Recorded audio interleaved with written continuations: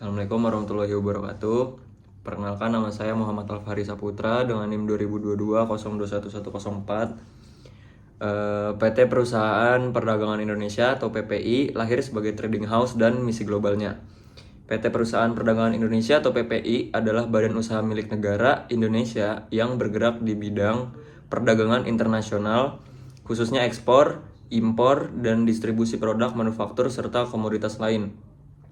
PPI lahir pada 31 Maret 2003 melalui merger 3 perusahaan perdagangan besar era kolonial, sehingga mewarisi jaringan, pengalaman, dan kapabilitas strategi untuk berkiprah di pasar global. Sebagai trading house, PPI memainkan peran penting sebagai jembatan antara produsen atau manufaktur Indonesia dan pasar internasional yang lebih luas, menjaga kesinambungan pasokan, kualitas produk, serta membangun akses ke berbagai negara tujuan ekspor. PT PPI, landasan strategis PPI dalam menembus pasar global. Untuk memahami cara PPI menjalankan strategi masuk pasar global bagi produk manufaktur Indonesia, kita harus melihat beberapa pendekatan utamanya. Yang pertama itu fokus pada diversifikasi produk ekspor. PPI tidak hanya berfokus pada satu jenis produk, sebaliknya mereka membangun portofolio perdagangan yang luas dan beragam, yang mencakup produk pertanian dan hasil hutan seperti rempah-rempah, damar, kopi, produk manufaktur dan industri, produk konsumen seperti furnitur, rotan khas Indonesia. Komoditas lain yang punya permintaan global. Diversifikasi ini memberikan fleksibilitas. PPI mampu merespon perubahan permintaan internasional dan peluang komparatif Indonesia. Lalu yang kedua, jaringan perdagangan global yang terintegrasi. Kekuatan strategi PPI terletak pada network atau jaringan globalnya. Kantor dan cabang luar negeri serta perwakilan perdagangan memungkinkan PPI memetakan tren pasar, regulasi lokal, serta mengembangkan relasi langsung dengan importir dan distributor di negara lain. Partisipasi aktif dalam program pitching dan business matching di berbagai negara termasuk Eropa, Australia, dan Amerika Utara memberi kesempatan untuk memperkenalkan produk Indonesia dan mencari mitra strategis. Dengan jaringan ini, PPI bisa melakukan market intelligence, memahami preferensi konsumen dan persyaratan teknis di negara tujuan jauh sebelum kontrak ditandatangani. Lalu yang ketiga, trade promotion dan diplomasi ekspor. PPI aktif memanfaatkan infrastruktur diplomasi perdagangan Indonesia, berkolaborasi dengan Indonesia Trade Promotion Center atau ITPC dan perwakilan dagang RI untuk mendukung ekspor.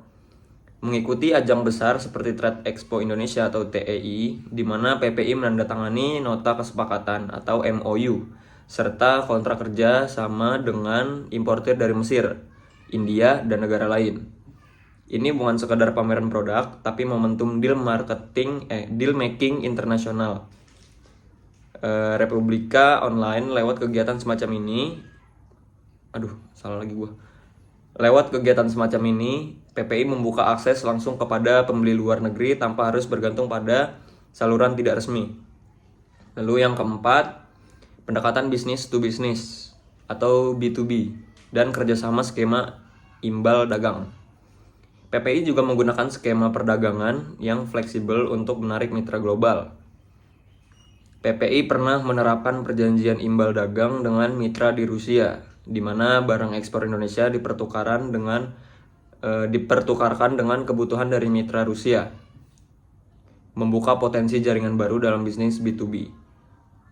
Skema semacam ini penting ketika menghadapi kendala tarif atau hambatan perdagangan lainnya, karena memanfaatkan hubungan timbal balik yang saling menguntungkan.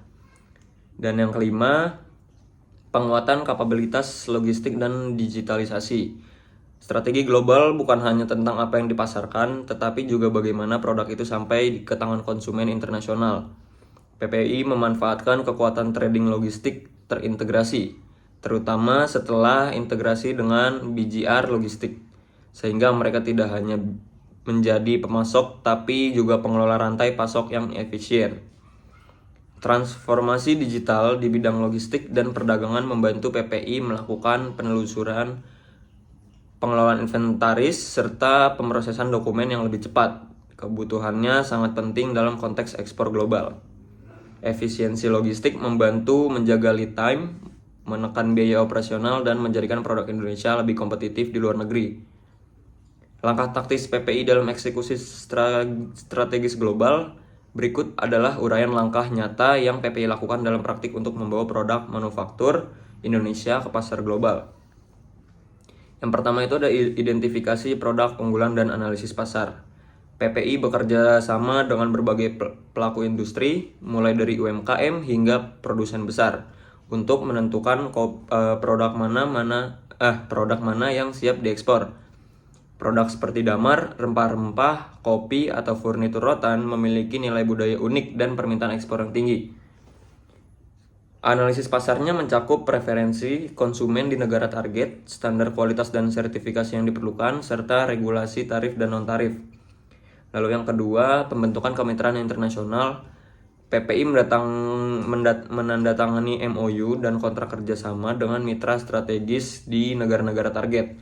Misalnya dengan perusahaan di India dan Mesir pada TEI 2025, sebagai langkah awal masuk ke pasar tersebut. Strategi ini membuka kanal distribusi baru, kepastian pasar dan volume produksi, dan langkah untuk negosiasi jangka panjang. Yang ketiga ada kegiatan pitching ke buyer luar negeri. Melalui program pitching yang difasilitasi pemerintah, PPI mempresentasikan portofolio produk Indonesia ke pembeli dan distributor besar di berbagai negara seperti Hungaria, Belgia, atau Amerika Utara. Pendekatan ini menghasilkan exposure langsung terhadap buyer internasional, akses ke jaringan distribusi global, serta peluang kontrak jangka panjang. Yang keempat, pendampingan UMKM dan pemberdayaan ekspor. PPI juga fokus pada pelatihan dan dukungan UMKM agar produk lokal siap bersaing di pasar global, dari standar kualitas hingga manajemen logistik. Pendekatan ini berkontribusi pada peningkatan kualitas produk manufaktur lokal, daya saing yang lebih baik di pasar internasional, serta peningkatan nilai ekspor nasional. Dampak dan tantangan strategis global PPI yaitu ada dampak positifnya. Yang pertama, peningkatan akses pasar bagi produk manufaktur dan komoditas Indonesia. Lalu terbentuknya hubungan bisnis jangka panjang dengan mitra luar negeri, penguatan posisi Indonesia dalam rantai nilai global. Contoh nyata, PPI telah mengekspor damar batu ke India dan melakukan ekspor rempah-rempah melalui jaringan globalnya, memperlihatkan bahwa strategi bekerja bukan sekedar teori tetapi praktik nyata di lapangan. Tantangan yang dihadapi yang pertama itu hambatan tarif dan regulasi di negara tujuan. Yang kedua ada persaingan dengan produk serupa dari negeri lain. Yang ketiga sertifikasi standar internasional yang wajib dipenuhi. Lalu yang terakhir itu efisiensi logistik dan biaya global yang fluktuatif. Untuk mengatasi ini, PPI terus memperkuat kapabilitas internal dan kolaborasi dengan kementerian terkait. Kesimpulannya adalah strategi holistik PPI untuk pasar global.